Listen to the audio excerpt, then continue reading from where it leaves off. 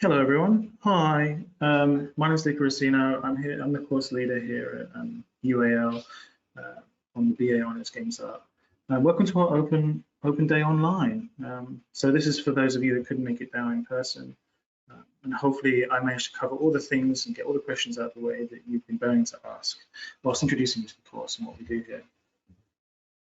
So let me introduce you to the course team, and this is not all of us. This is just some of us.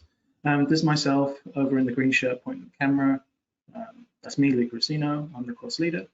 And then we have Michael Leslie, Peter Ocampo, Robert Ramsey, Lucy Orr, and Jane Hankin, who teach on a range of subjects from critical theories and studies through to 3D modeling, game engine, and 2D art. You'll see a bit of our work towards the end of the presentation, but this is some of us. This changes from day to day. So at the moment, we're currently built out of associate lecturers who are part-time contracts, but we're looking to make some of these more permanent members of staff due to their immense skill sets. So hopefully next year when you're in, these won't be associate lecturers, these will be permanent members. All right, so let's talk about the things that we'll be covering when we're here at LCC on this course, the BA Honours Games Art degree. So we will take part in things such as games art theory and debating hot issues around game subjects. And this can be from social, racial, and climate justice topics, for example. We'll do 2D concept art. We'll also cover 3D organic and hard surface modeling and 2D and 3D animation skills. We have a segment where we'll cover narrative design, and that links into all of our 2D and 3D products that we produce. And we'll cover things like characters, props, environments. And throughout all of this, you'll be building up a strong portfolio of work, which will be readying you for applying to jobs, getting yourself ready for industry, and hopefully becoming a successful games artist, regardless of whether you want to do 2D, 3D, animation, static, whatever. There is a range of software that we teach or expect you to pick up along the journey here. So that software includes things like ZBrush. ZBrush is used for, it's a bit like digital clay, so it's soft surface, clay sculpting. It's used in film and TV. It's a really, really wonderful software. There's Marvelous Designer for making clothes and cloth simulations. Maya and Blender for 3D modeling and animation. Substance Designer and Painter for authoring and creating materials. Unreal Engine 5 now, and Unity for putting things into game engine, and then the full Adobe suite for all of our concept art, our 2D graphics, and just packaging things up.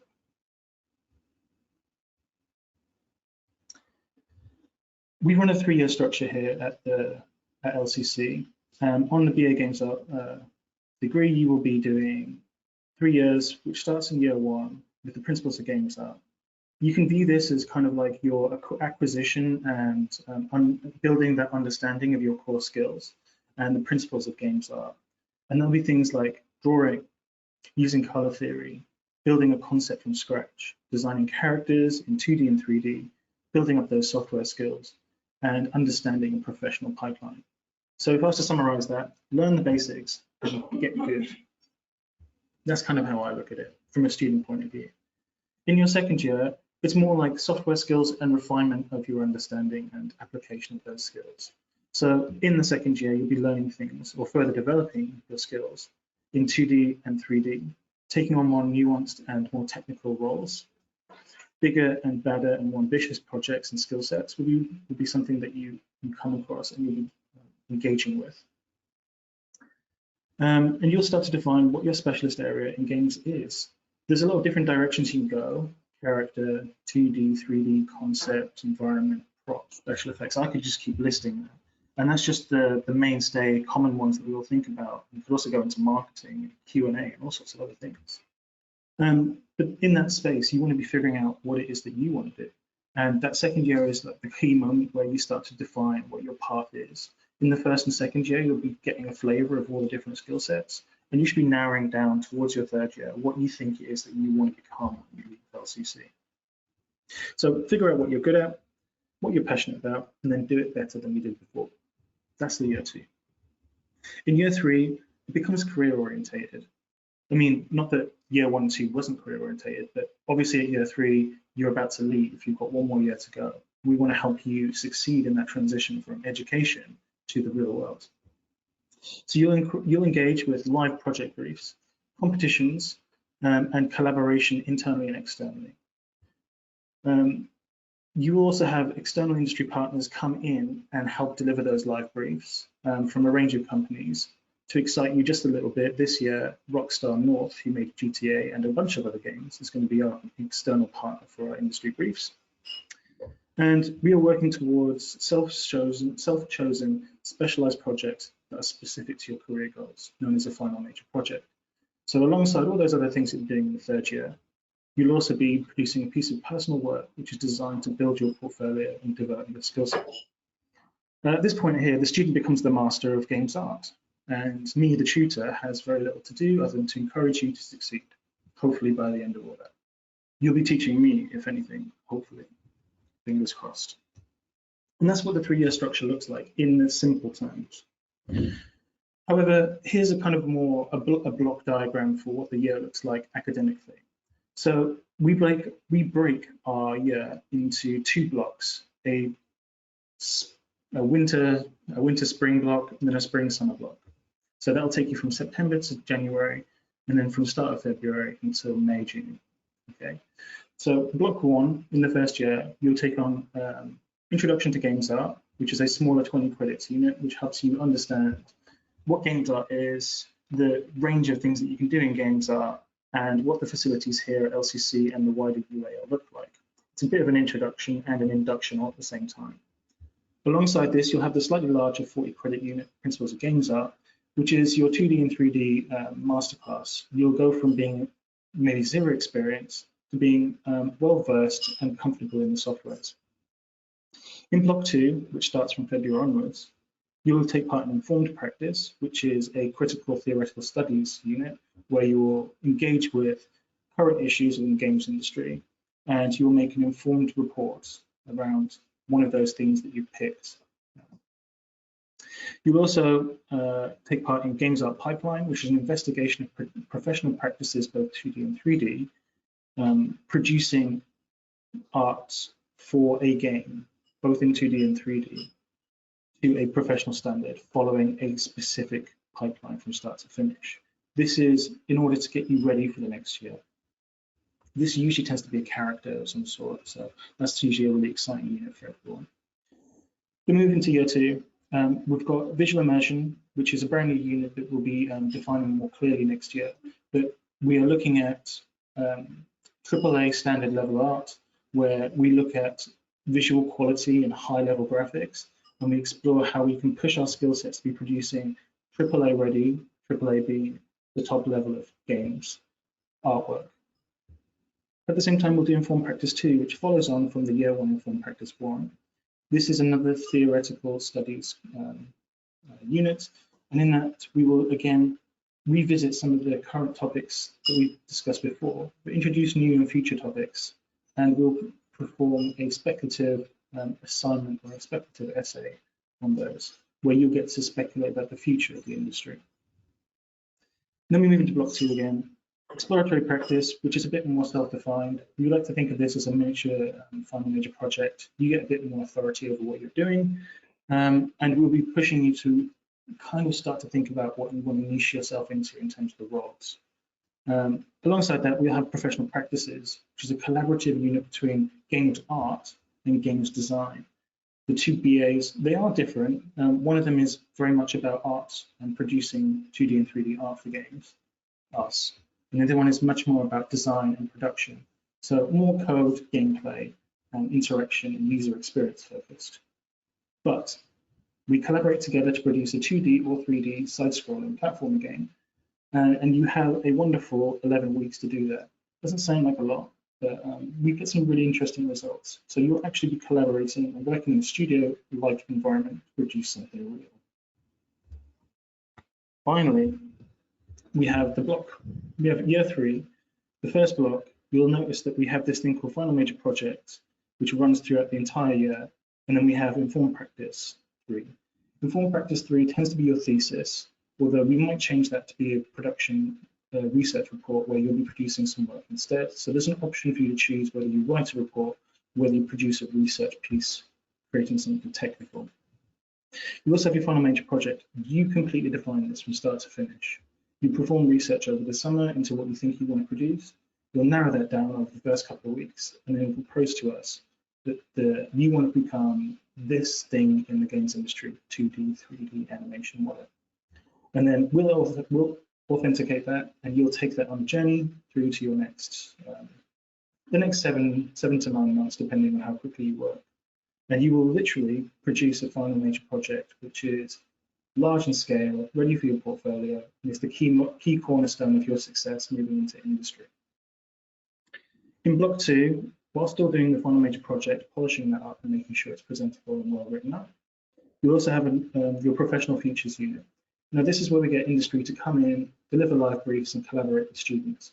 You'll work in a studio-like environment, producing art for that studio, whether it's on an existing IP or whether it's on a fictional imagined IP. You'll be producing work for them, and you'll be getting feedback and interaction with that studio. This year it's Rockstar, next year it's going to be something else.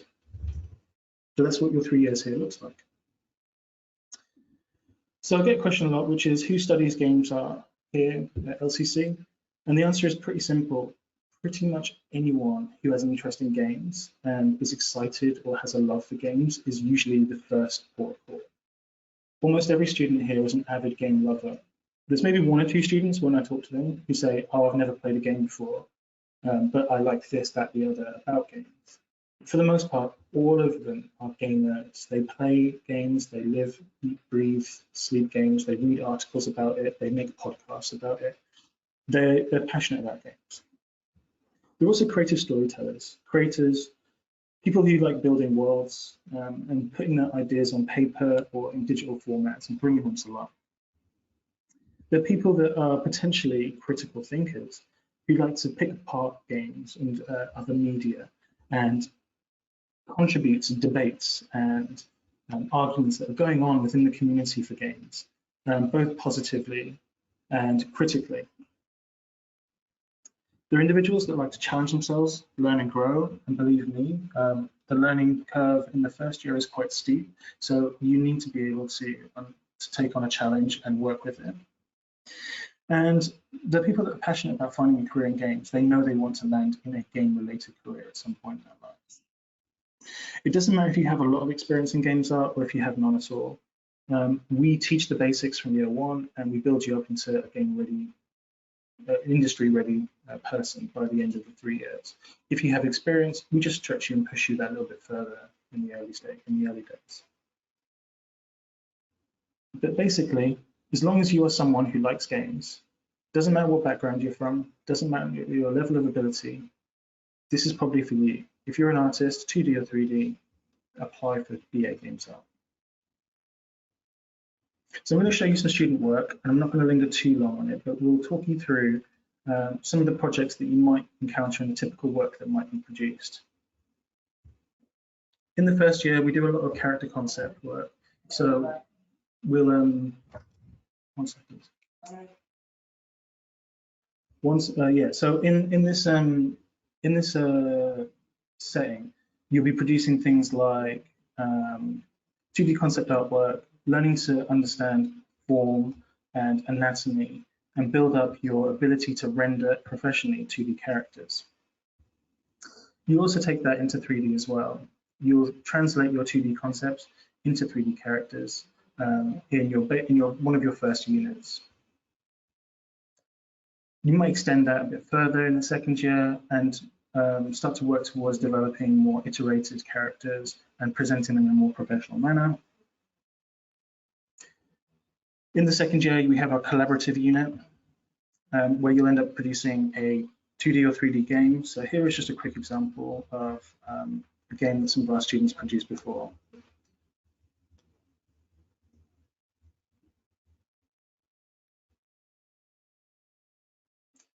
I'm not going to make you watch all of it, but as you can see, we have some interesting mechanics going on. Yeah, it's pretty cool. In this game, you play as 2 different characters, one the physical and one the spiritual. And then depending on what the tasks, you can use those 2 characters to navigate your way through the world. This is, again, this is in collaboration with the games design unit course. The games design course handles all the programming side of things. We handle all the art and animation. Okay.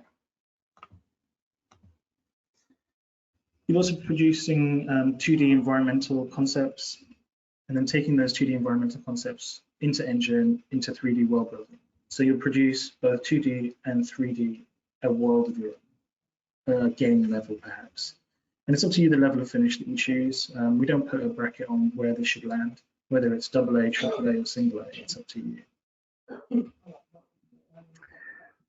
We encourage you to enter competitions. So this is one of our students who entered a student-based competition called Graduates in Games, and they placed pretty well. I think they came 3rd overall for the UK, so they didn't do too bad at all. I'm just going to skip along a little bit. I don't want it to take too long.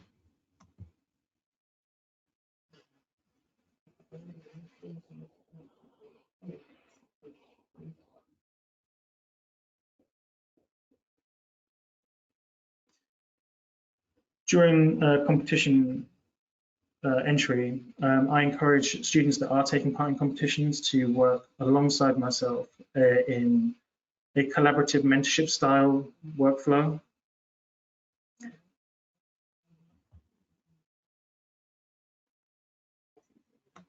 I think that's probably enough for us. So yeah, we encourage students to work collaboratively alongside tutors, where they have weeklies that they present their work and get critical feedback every week on their project.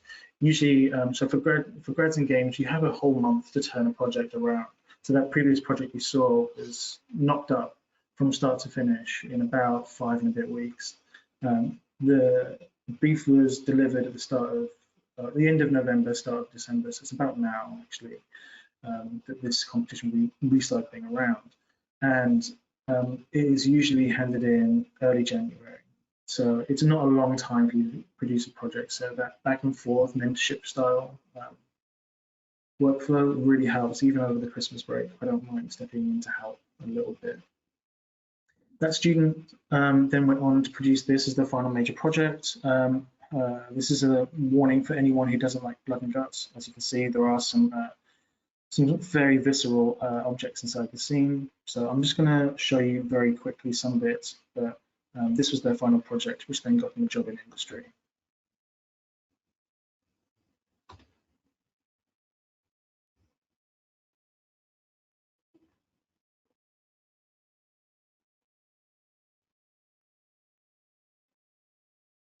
This is a self-styled brief. So they wrote the brief themselves, where they wanted to create some kind of horror environment, and they wanted to have this kind of like nightmare-esque doctor who had this big secret about themselves going on. And yeah, they just built the project from start to finish, really. And with our support, they went from producing something to this game-ready cutscene. Everything in the scene was made by them, minus maybe 2 or 3 small props, which were taken from our internal library. Yeah. So yeah, you can see that we try and turn people into game-ready artists as quickly as possible. Another student who then went on and did entered this final major project of theirs into another competition, which is an international competition, and placed, I think, 3rd or 4th overall in the world for games art. Is Sebastian. Sebastian's really quite a driven person, and has also gone on to secure a job in the industry as well. And again, I'm not going to show all of it, but we'll try and just gloss through a little bit of this. So again, they wrote their own brief for the final major project. They were inspired by games like Dark Souls and wanted to produce some really interesting visuals that just showed their technical skill set and their artistic vision. And yeah, again, same kind of process really. We have been working towards building up their skill set ready for the final major project, and then during final major project, it's a bit more like mentorship, where you spend more time in tutorials with tutors rather than specific lessons. And we just work on a very personal level to tailor your project towards a successful outcome. Yeah, very high quality, and this definitely was a piece that got them the job. I'm just going to move past a few of these because I don't want to land on too many, but I want to show you this 2D piece. So not everyone wants to become a 3D artist, and we completely appreciate that. So Hiva wanted to become a 2D cutscene animatic artist. So for the second year project, they took a character they conceived and then thought, okay, how can I extend my project? So they, on their own, went through and created a quick animatic for, let's turn it down a little bit, a quick 2D animatic for a short story about kind of like Skylanders-esque Colosseum creature battling.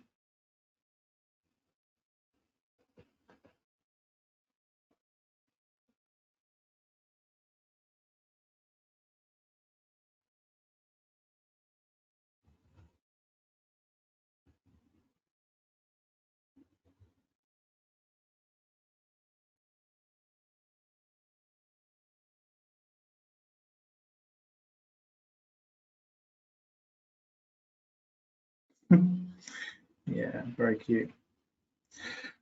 I won't show you the full scene. All of these are available on YouTube. Just search for Hiva, honestly. It's well worth it. But as you can see, there are different directions you can take your project. For their final major project, they even went further and created a really, really good high quality rendered 2D cutscene animatic in the style of Witcher, the 2D Witcher cutscenes.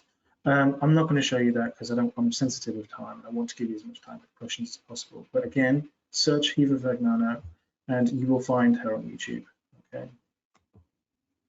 So yeah, let's talk about our successes on the course. We're a relatively new course overall. I mean, we've been running for 4 years as part of the pathway under the BA Animation course.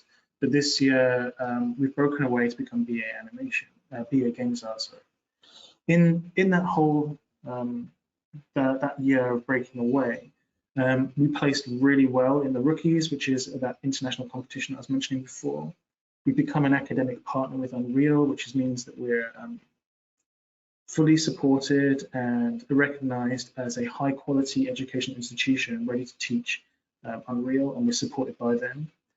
We did really well in the Search for a Star competitions, placing 3rd overall. And our school was recognized as the 2nd best school for immersive media and in terms of production quality. So they're recognizing our skill sets this year, very much so. Next year, the ambition is to take that #1 spot for the rookies for both the student entries and also for the ranking for our particular category. So yeah, we're doing really well, not to blow our own horn. Students like Sebastian and Divya are some of our forerunners from last year who have now graduated into industry, but we've got a shining array of new students who are ready to take their place and do the same thing that they did this year. And hopefully that will be you in a few years' time. In terms of student employment, we have a really good track record of getting students out of LCC, out of UAL and education and into industry. So yeah, we've got students who are working at some of these companies, some of them rather large, some a little bit smaller, but notably all of these students have graduated and moved on to it. I would say a good 30% within the first 2 or 3 months. So that's a really good ratio from moving in to moving out really quickly. Some of our students have have slower careers where they'll be a junior for a little bit and then they'll move into an artist role and then up the ranks overall. And some of our students, depending on the companies and the size of the companies they pick, have had really quite shooting star style careers. I mean, one of our students who's working for Project AR, or actually now is called Rocket Ship XR, is last year was hired as an artist and is this year the head of the art department. So it can really be quite quick turnaround depending on the company you pick. Project AR was one of our industry brief providers from last year. So there usually is a direct relationship between working on those industry briefs and getting into a role in those companies. So yeah, we've done pretty well. So here's some examples of our work, the tutors. So this is some of my work from my master's from last year. I created this kind of like haunted mansion-esque environment. Here's just a few renders, but it's completely game ready and something that I'm more than willing to demonstrate to students if they come to an in-person open day or if they come to the course. I actually give this out as a resource and students can pick this apart and learn from it themselves and use assets from this in their own projects. And when I was studying my BA, so it's a couple of years before that, here's another piece of work produced that I'm just particularly proud of because I thought it was really cool. I like the story with it. We've also got Peter Ocampo, who's our 2D concept artist. Peter has an illustrious title of, he's got quite a few film titles under his belt. So he's worked on films like Annihilation, Inception, The Dark Knight, and so much more. And currently works as a 2D freelance concept artist and tutor both here and at another very notable art school. We've also got Robert Ramsey, who runs his own indie company producing outsource for 3D games. Robert's actually really interesting. He tends to hire students off the bat. So if you're a promising student who wants to continue producing work, but maybe wants a slightly smaller start to their career where they take a bit more time and learn underneath someone, Robert is really supportive of that, and he's got a really interesting online store full of assets and full of tutorials. And I can't talk about his clients, but he works with clients both in the UK and internationally producing assets for games. Okay, entry requirements. Yes. Well, on the website, it says that we need 96 UCAS tariff points, and it doesn't matter what they're made up of, but from one of the following. So it could be 3 A levels at grade C or above, a foundation diploma in art and design level 3 and 4, merit in a BTEC extended diploma, merit in a UAL extended diploma, access to higher education diploma that we run here at the UAL colleges and campuses elsewhere, or something that is equivalent in your EU and international qualifications, such as an international baccalaureate or a diploma at 24 points as the minimum. As well as that, we'd like to see 2 GCSE passes at grade 4 above. Usually those would be things like maths and English. Okay. So that's the entry requirements, but let's say, for instance, you're a little bit more of a mature student. We do get those, and you might not have all of these points, so you're not going to go through the UCAS system. I think at that point there, email me, and we can have a discussion about what the entry requirements are and whether or not you need them in another way. In terms of applications, to make an application to the BA on this Games Art, you will need the following: personal details, including who you are, when you were born, what your nationality is, your current permanent address, and your level of English, whether that is an ESOL qualification or whether that's English A-level, GCSE, etc.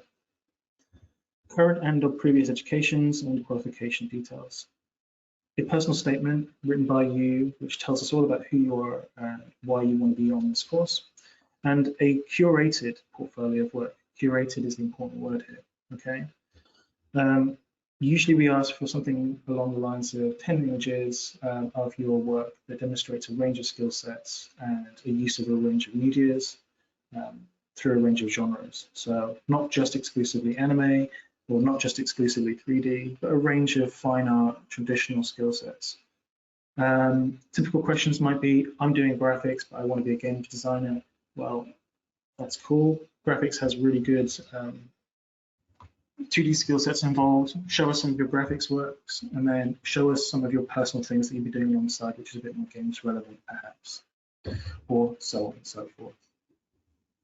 If you need some more information about making an application, specifically the personal statement perhaps, or some advice on your portfolio, visit our course page and look under the How to Apply section. There's so much information there, all right? Things inside your portfolio, and I'll just gloss over this real quick if I can. Our BA students focus on concept, composition, and technique. As part of the application, you'll be asked to provide a portfolio of your work, and this contains a curated selection of your artworks. Remember, curated being the important word. So you should choose items from your portfolio which represent your best work, any of your research, your idea generation, how you develop those ideas, if you're doing observational drawings. Well, I can just reword or just. Sorry, someone's managed to unmute themselves. Yeah, so let me just cycle back. Yeah, if you're doing observational drawings, what your observational drawing skill level looks like. And then from there, anything that you might be willing to or wanting to develop further. So even work that's not quite finished is actually really useful for us. I like to see like the rough sketches. I like to see how you've developed an idea from start to finish, not just your final piece. You know, it shows that you're a thinker, a producer, a problem solver. So really important for games art. Mandatory items. Yeah, there are some mandatory items I'd like to see. 2D artwork is absolute must, especially if you've got like life drawing. That's a really good one. I just want to see artworks that demonstrate technical skills and experimentation, and I don't really mind what those are. As long as it manages to demonstrate that, I'm really happy. And it could be 2D, it could be 3D. I don't want to put a particular thing on it and say that it has to be like a rendering of a 3D digital donut. We don't, you know, in fact, I don't want to see a 3D digital donut from Blender because that tutorial's been smashed out 1,000 times. I want to see things that you've created. I want to see your ideas. I want to see your experimentation. And as long as you're showing us that, what it looks like, the medium you use, if there's a range of mediums, in fact, even better. But yeah, there's not such thing as a mandatory item that it has to be, you know, an X, Y, Z in a box, right? We want to see 2D traditional. We want to see digital artworks. We want to see 3D traditional. We want to see 3D digital. It doesn't really matter as long as you show us something of all of it, or a bit of everything, or even just one thing that you've been doing. Okay, it doesn't matter. In terms of optional things, I think that things that you can add in or leave out will be things like life drawings, sketches, things that showcase your drawing skills and capture style or movement are very good, but maybe not something that if you run out of space for. If you've got like 10 really good images that you really want to show off and you've got life drawings as well, then show off the 10 good images. You don't need to put the life drawings in. Concept, drawing, illustration, art, and photos, basically anything that goes beyond what you think is the current skill set. So if you're a really avid photographer and you develop your own photos, and you feel like they really add to your portfolio and you feel it's relevant, add it if you've got space. If you don't, you leave it to the side, something that maybe you can bring to the discussion later on, okay? But yeah, there are a few optional items that you consider as maybe I do want to have them and maybe I don't, okay? Here at LCC, we have a range of really good facilities, okay? So we have a 3D workshop, we have the Creative Technology Lab, we have on site the canteen and the typo cafe and the vegan cafe. We've got the college art shop, which sells things at cost, so you know you don't have to spend too much money. There's the digital space, the gallery spaces. We've got a really well stocked and highly funded kit room, so we've got all the best cameras and microns and 3D scanners available to you to borrow out. We've got the library services. I think most unis have those, but ours are, yeah, well, I manage my library very, very thoroughly, so you'll find loads of content in there that's really relevant to what you're doing. We've got a photography studio, printing and finishing, which is part of different colleges, but it's all part of our ability to access that. There's the printmaking, and then there's the place. I mean, that's just a short list of our facilities, but we've got so much more. We've got really high-spec computers. We've got so much to offer, and it's all relevant to the software. Any questions? I think this is the point where I'm going to see if Steve wants to come in as well, if there's any questions. Hi, Luca. Thanks so much. Thanks for that really great comprehensive session. Yeah, we do have some questions, and I'll just encourage everyone, whatever questions you have, if you could write them in the question box, then I can pass them over to Luca to answer. I want to stress there is nothing as such as a silly question or a wrong question. Just ask, because you never know, everyone else might be thinking it, and you're the only one brave enough to ask it. Yeah, absolutely, quite right. And you went into some really good detail about the portfolio, but unsurprisingly, I think lots of people who are Portfolio interested questions. to get a bit more information. Yeah. One of the questions was about actually specifically addressing whether you accept traditional portfolios, and you did go into quite a lot of detail about that, and I think there's probably some questions about what traditional portfolio actually means. But could you explain just the kind of the breadth of work that you would encourage people to submit, and whether they're, depending on someone's background, how much they can kind of adapt that portfolio to their skill set? Yeah, so I think like the first thing I want to knock off on that question is, when you say traditional, are you meaning physical? Because the answer for a physical portfolio will probably be no, would encourage you to scan things in or take photos and send in a digital version of that. But if you're asking about traditional in terms of the media that you use to produce the work, then the answer is absolutely.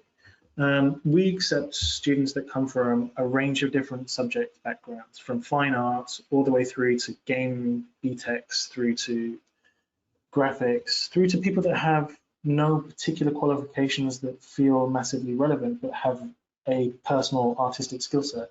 And some of them work exclusively in digital, on like things like Photoshop and Paint Tool Sai and Krita, and others are 3D artists in clay, and others are 3D artists digitally.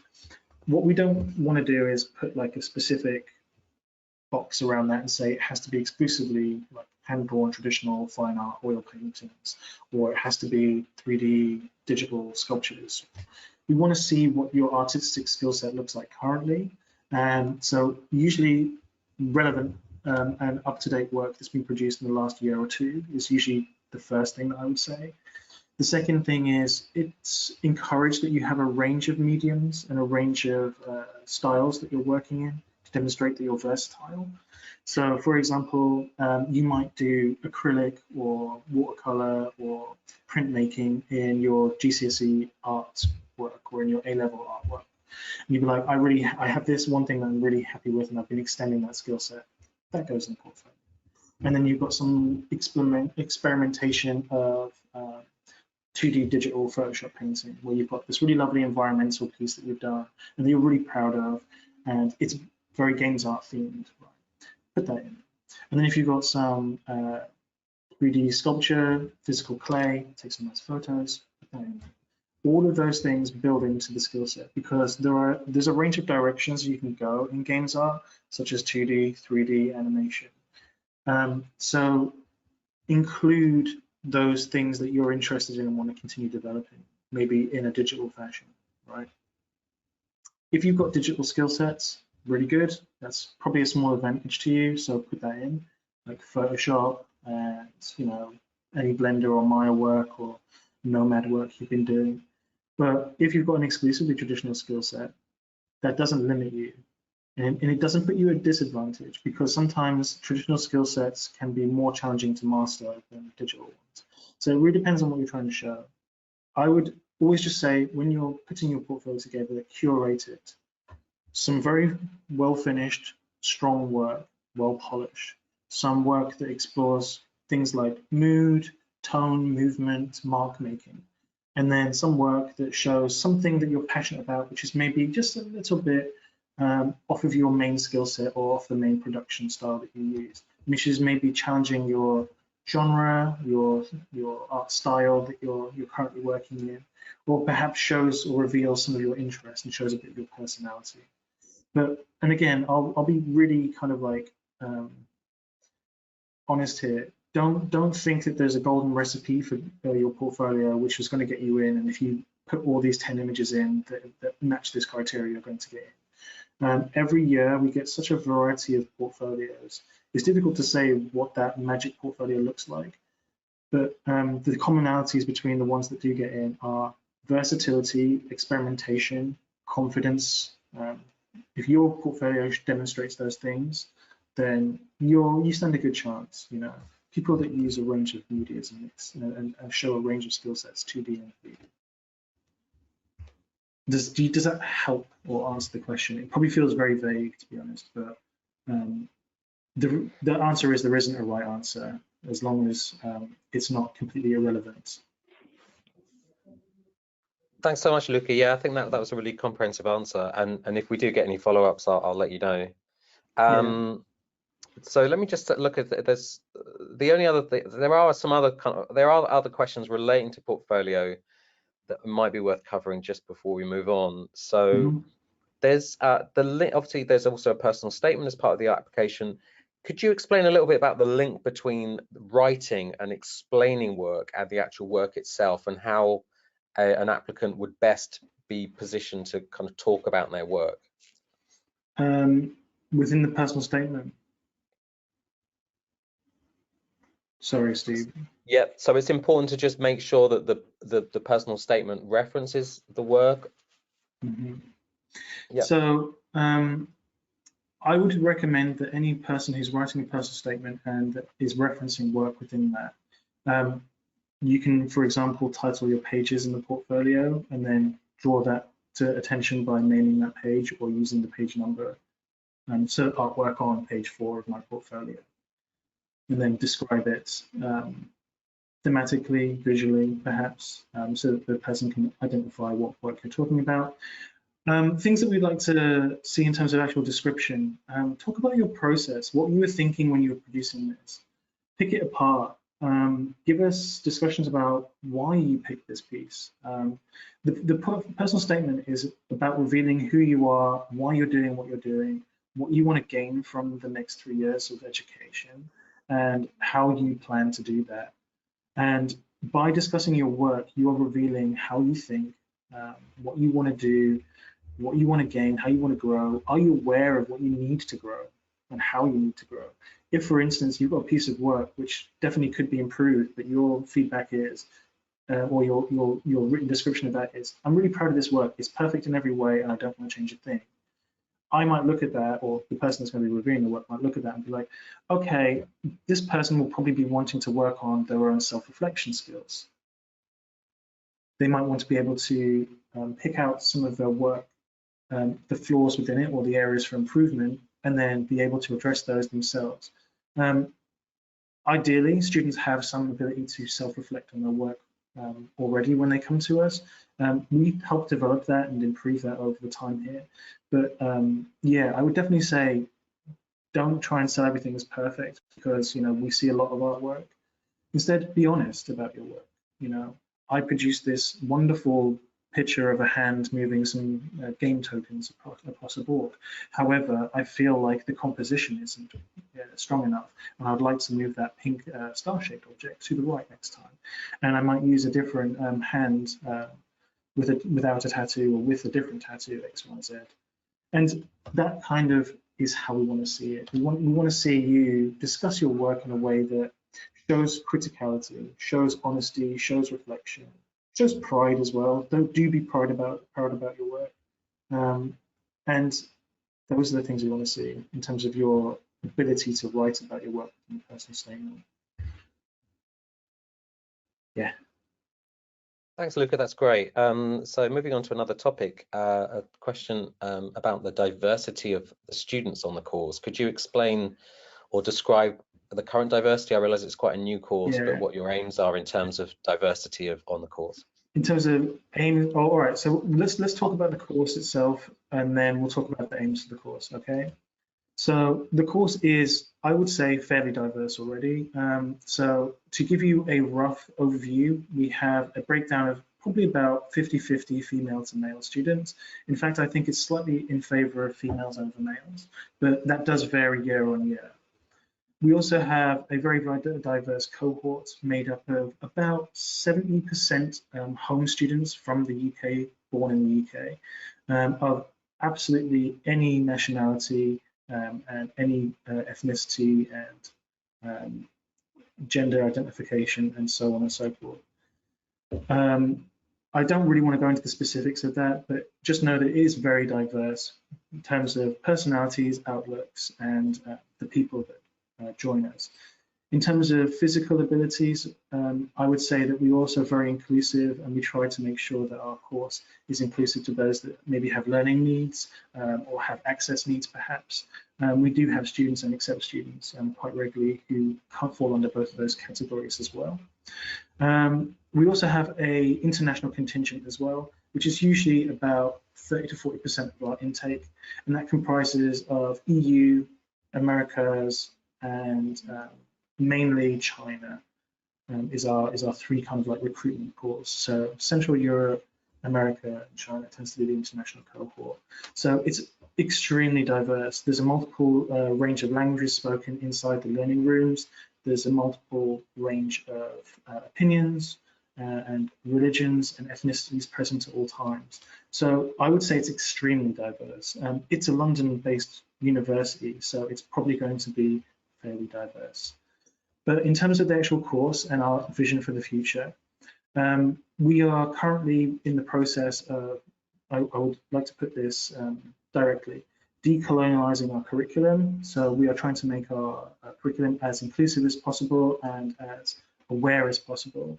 We are also embedding the UAL guiding principles to ensure that we are addressing social, racial, and environmental topics throughout the entire course. So not only is our cohort diverse, but so is our teaching and our learning. Our teaching team also is fairly diverse and is at all points continuously changing. So it's never really a static thing. But yeah, we like to make sure that it feels like the real world and not just an isolated bubble with just one type of people in it. I hope that answers the question. I feel like it kind of does, but also doesn't. But yeah, I mean, what we're trying to do is just, we want it to be as welcoming as possible. And I think that you'll find that if when you come to the course, you'll see that there's so many different types of people in the course. It's unreal. Thanks, Luca. That's great. The next question is, what is the split between lectures, tutorials, and self-directed study? I imagine that might change every year, roughly. So lectures, tutorials, it depends on the year that you're in as well. So in the first year, you probably get the most amount of lecture-based content, the least amount of tutorials, unless you're someone who's proactive in seeking them out. And then self-study tends to make up the other half. So I tend to look at it as like this. If your week is, let's say you're at work and you're working 40 hours a week paid, right? We give you somewhere between 16 and 18 contact hours on campus or online, depending on the arrangement of COVID and so on and so forth. So you'll get between 16 and 18 hours in your first year contact every week. That will be taught to you by lecturers. You'll be able to speak to a lecturer, get help, and so on and so forth. You also have compulsory once a term tutorials, which are all focused around well-being. It's up to you what you discuss in those, but they're there. And then we have tutorial sign-on, which is where you can choose to sign on with a tutorial, for a tutorial with your tutors, as and when you please. There is no maximum or minimum, but they're just there, basically. So the first year looks like that, but then if you were to look at the third year, which is kind of like the reverse of that, you will get far less taught content because we've done a huge amount of teaching up to the first and second years, developing all your skill sets. And in the third year, everyone's doing something different. Like if I was to give you like 3 students that are currently in our third year, one of them is producing a VR animated movie, another one is producing a concept art book, and another one is producing a level for Apex Legends. So they are very different skill sets, and I can't deliver a specific lesson on it. So instead, I tend to do workshops, which are like small micro lessons, or one-to-one tutorials with a group for 20-30 minutes twice a week, where we'll give you more focused content, more focused delivery, and a checklist of things to do and specific tuition plan. So in the third year, my teaching looks a lot more chaotic because I'm teaching a lot of different things. But for you, it's much more tailored and personal. Whereas in the first year, it's very much like, this is what we're doing, and everyone does the same thing pretty much within reason. You'll obviously get to choose your own artistic output, but you will be producing a 3D something or a 2D something or an animated something.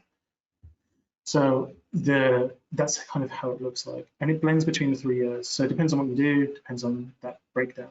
And then self-study forms all of the rest of the 40 hours that would make up a normal week. So if you're getting 18 hours of content with me, the expectation is you're probably doing about the same yourself at home, putting in about another 18 hours worth of contact time for yourself, for your work. So you'd be like, okay, I've had 18 hours of time with the tutors. I've got these briefs to be working on. This is my checklist for work. Okay, there might not be an official homework being set, but I'm expected to be working on this towards my deadline, which was in 3 weeks' time, or 1 month's time, 6 months' time, depending on what part of the year you're in. So the rest of it would be self-study.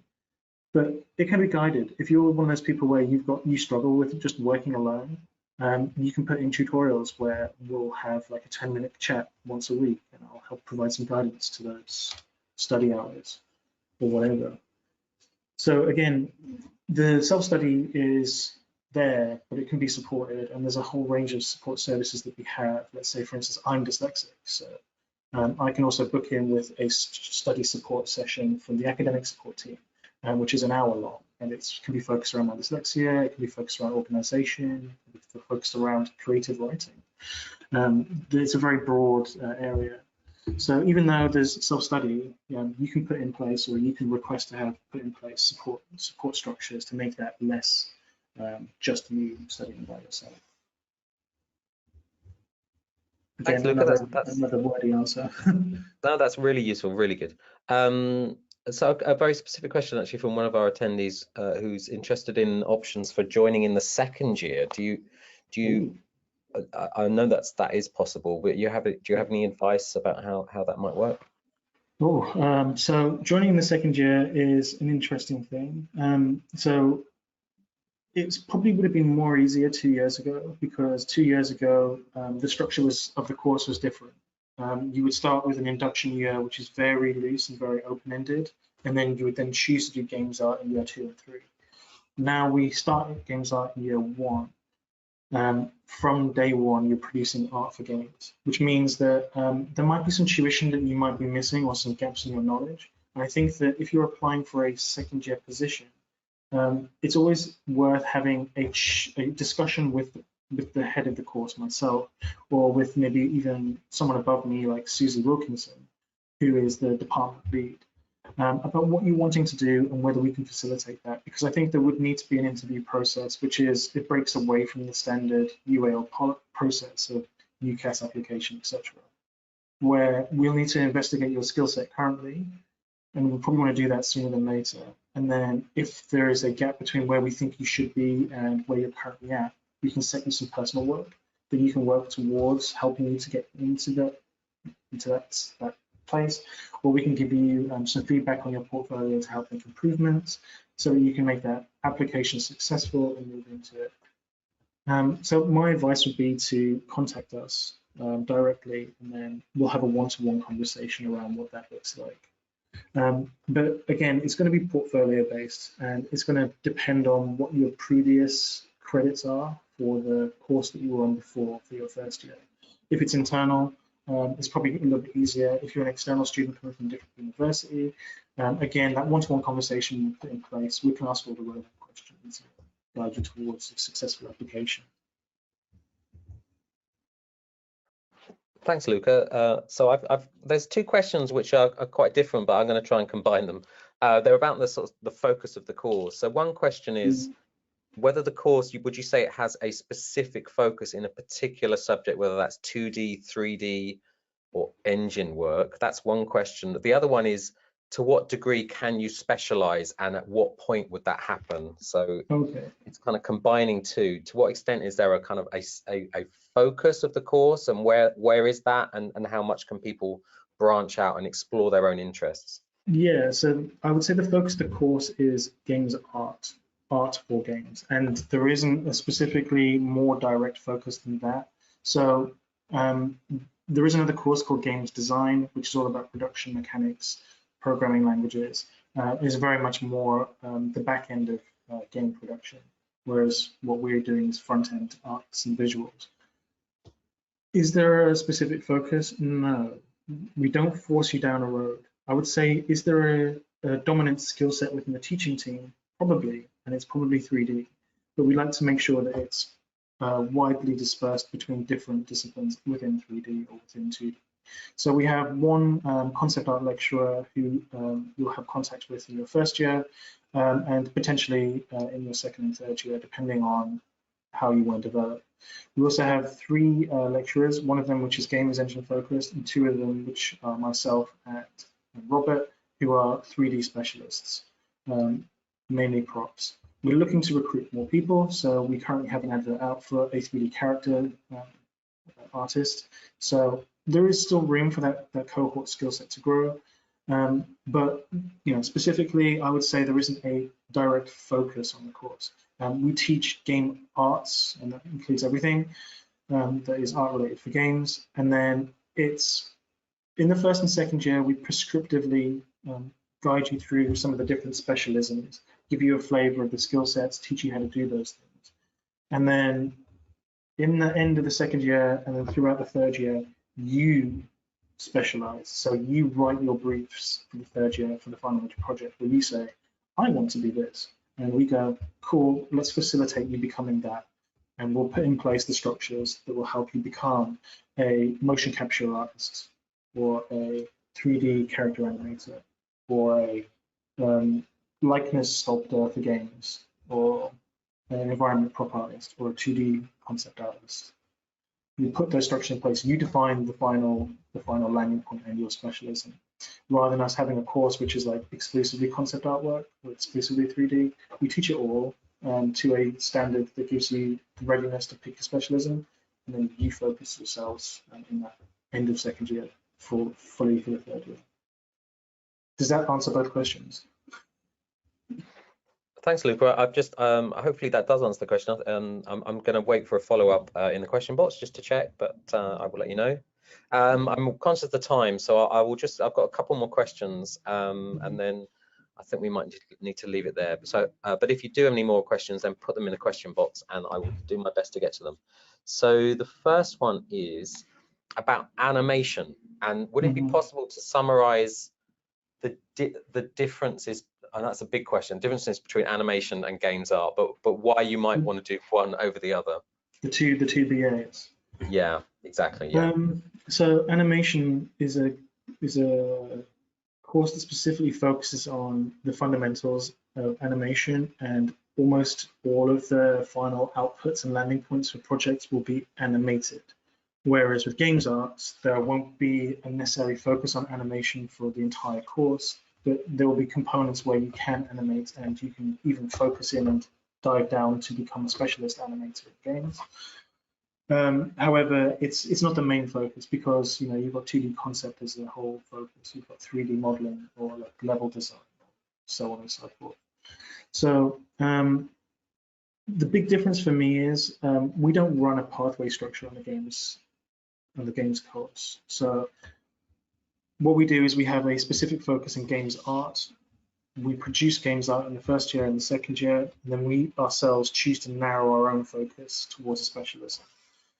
Whereas in animation, the course is structured as follows, which follows the older 2 years ago how games art used to run, which is that it is an introductory year, which basically introduces you to a range of different specialisms within animation. So you might do like traditional stop motion, traditional hand drawn, digital, and something else. I can't remember what it is, but I think there's like 4 specialisms usually.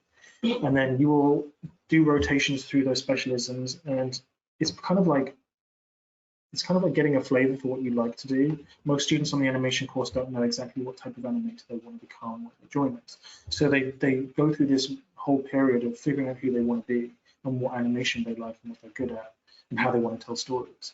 And then once they've chosen that, in the first year, they choose their pathway. And they can be like, a 3D animator, a 2D animator, stop motion animator, etc., etc.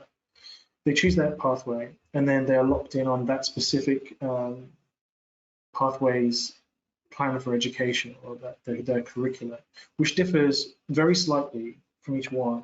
So they'll all do the same things. They'll all have like theoretical units where they have to write reports. And they'll all have production units where they'll cover the principles or they'll cover the exploratory practice areas of it. But basically, everything will be focused around stop motion, will be focused around 3D animation, traditional hand-drawn, frame by frame, etc. And then in the third year, then they specialize. There's a little bit less time to really focus on being a complete specialist in one area, because you've obviously had that first year of testing everything, and then you go into a specialist area, and then you specialize further in your final major project.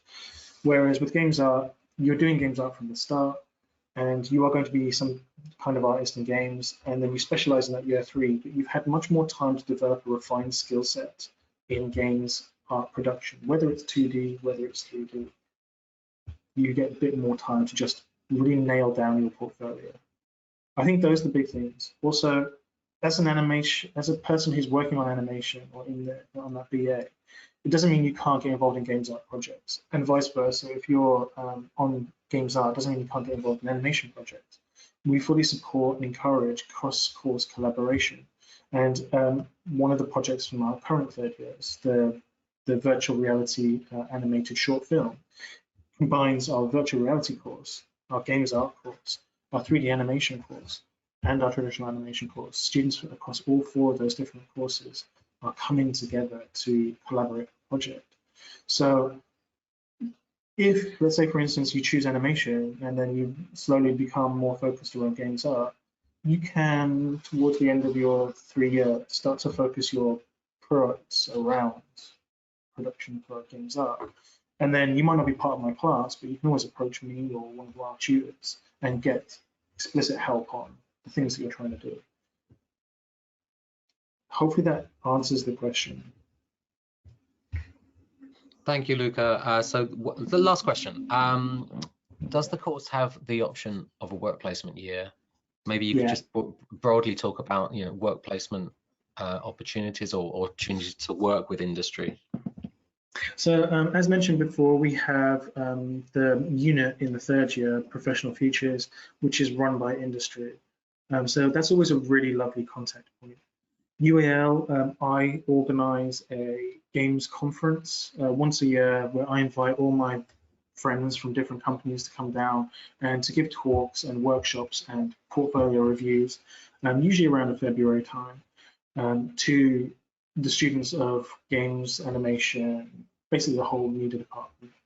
And yeah, that's usually another really interesting contact point. We tend to try and keep the people that come down afterwards on for a drink and some pizza afterwards. And it's always really nice just to get to know them personally.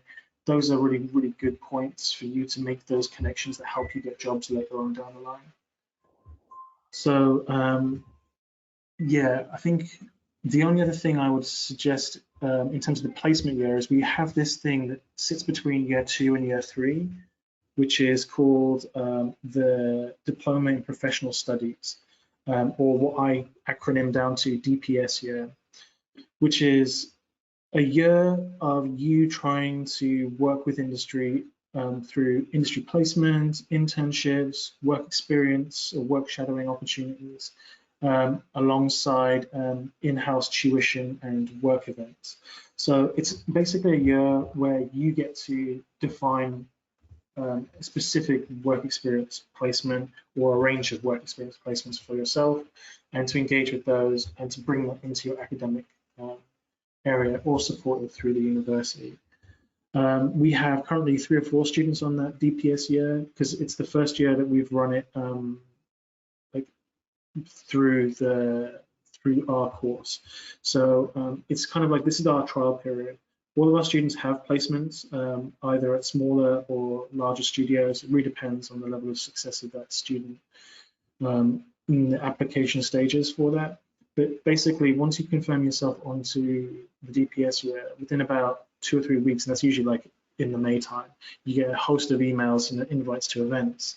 And then from that moment on, you're being coached to secure your internships and to start making those links into industry and securing professional projects.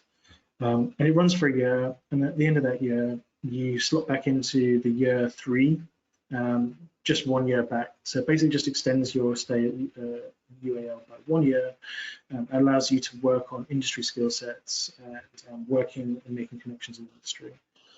It's incredibly valuable. I think I don't have any students here that are currently on that particular pathway, but from my experience, they're really enjoying themselves, and they're through the challenge of having to work in the studio after only having 2 years of games development knowledge. They seem to be doing really well. The game studios are very supportive, and they're learning a lot. They're bringing some of their skill sets into the classroom when they come back to visit, which is always really nice. So yeah, there's that as well. And again, that's something that you will have to sign up for between years 2 and 3. You'll elect to do that about this time in the year. You'll say, I want to be on that DPS year. And then from then on, there's a whole list of events you attend, a whole bunch of like coaching sessions to get you ready for those applications. Thanks, Luca. That's fantastic. Thanks so much. Yeah. I don't have any more questions. I'm conscious of the fact we did have loads of questions about portfolio, and I didn't have a chance to actually address each one individually. And I'm hoping the comprehensive answers you gave covered everything. I'd just like to encourage everyone, if they do still have any questions, we have a portfolio specific session, an advice session at 3 p.m.